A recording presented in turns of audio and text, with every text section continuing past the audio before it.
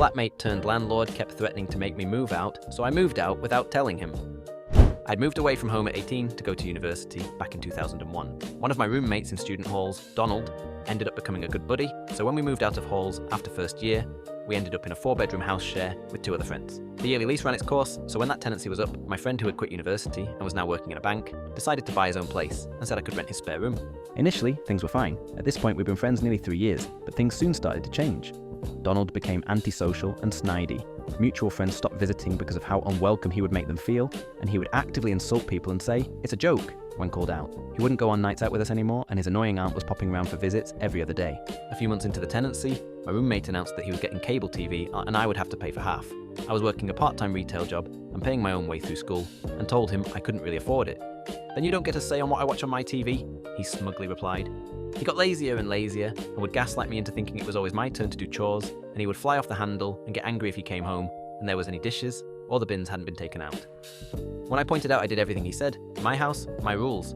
Maybe we should rethink you living here if you don't want to live by them. His excuse was that he worked all day, and I was only at university, even though I was also working 4 days a week at my shop job on top of 3 full 9 to 5 days at school. That started to become the mantra for everything. My house, my rules. Maybe you should move out if you can't handle it. I spent more and more time in my room, and though I was polite, barely engaged with him anymore.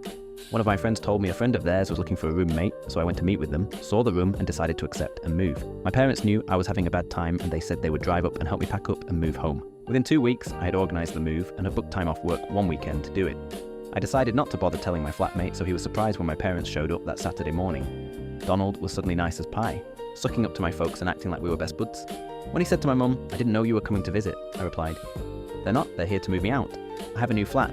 I decided I didn't want to live by your rules after all and found somewhere else like you kept suggesting." Donald's face fell and he just stared like he was waiting for it to be a prank. Then he skulked off to his bedroom and avoided us when no one laughed. My folks were able to get me moved in just 2 car trips, so it took maybe an hour to get all moved out. I didn't even say bye, just left my keys on the coffee table and walked out the door. A few hours later, now in my new home, I got a text from Donald, reading, "I'm really sorry for the way I behaved. I hope we can still be friends." I sent him back, "Ha ha ha ha ha ha," and never heard from him again. My new roommate ended up becoming one of my best friends, and we're still good friends over 20 years later. I never spoke to Donald again, but a mutual friend told me he couldn't afford the mortgage on his flat without me.